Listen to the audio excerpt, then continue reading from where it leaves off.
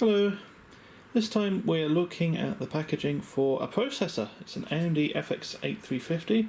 I've just got the box here, not the actual packaging that would have been used inside, but you can see it's a fairly big box, so the processor would have been in a little plastic clamshell just here, and then the rest of the space would have been used for the stock cooler.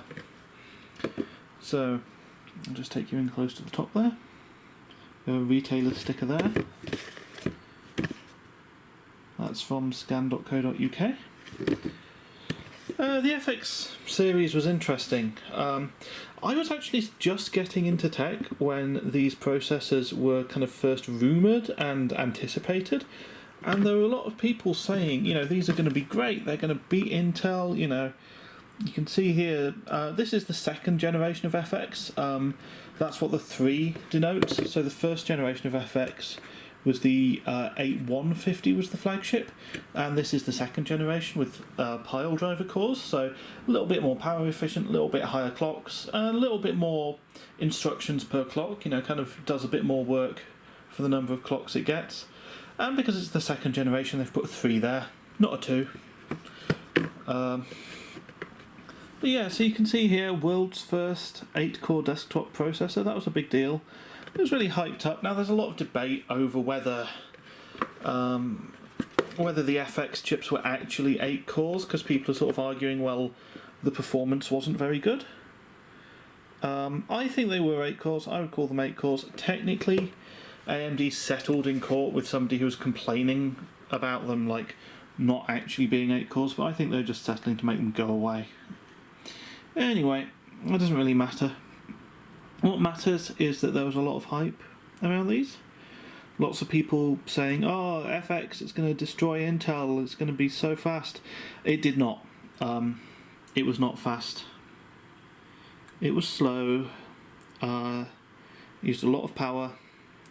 So these, these big 8-core processors, they actually ended up being priced as kind of lower mid-range products, and these were compatible with these 990 FX series motherboards that had loads and loads of really, really top-end connectivity for the time, like 40 PCI Express lanes available, several, I think it was a full complement of 6 SATA 6 gigabit per second ports, which you just did not get on the competitor at the time.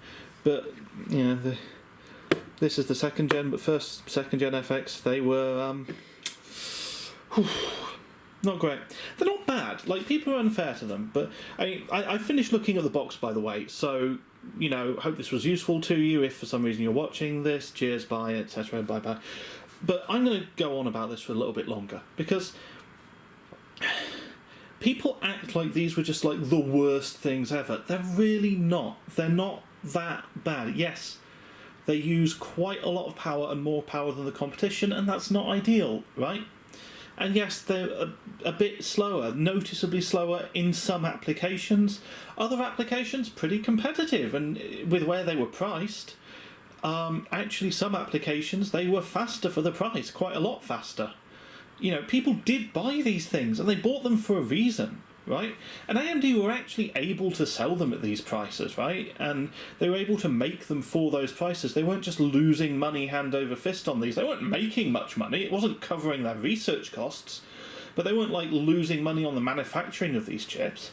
So they're not that bad. And people say, AMD had prioritized clock speeds on this, right? Which is why you have this whole 4 gigahertz here.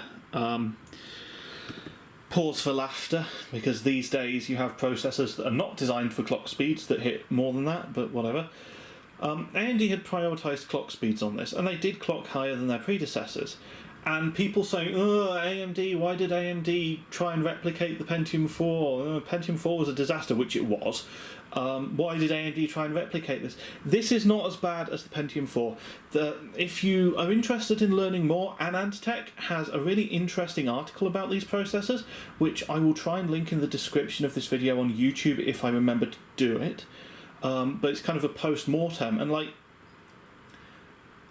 I'm not here to say that they're actually secretly amazing. They're not. but the performance issues they had were for more complicated reasons than just like, you know, some engineer couldn't figure out something that like a 17-year-old in his mother's basement could figure out. You know, there are actual reasons for this, and you know, processor design, the way it works, it's kind of I've heard it described as like Russian roulette, right? It's like you put a gun to your head and you pull the trigger, and then 5 years later you find out whether the gun went off.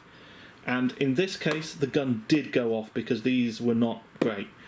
But they were not that bad, and the engineers are not... They're not clowns. They know what they're doing, and people are mean to them. You know, like, I'm not saying buy the product, but don't be mean to they did their best, and they weren't making stupid decisions. They were just making bets that this time didn't pay off. And AMD these days are doing fantastically well. And again, it's because they made bets. It's just that this time they did pay off. That's the difference. And thank you for listening to my rant, and I hope this was on some level interesting or useful to you. And, you know, now I've taken a video of this box, I will feel fine about throwing it out. Cheers.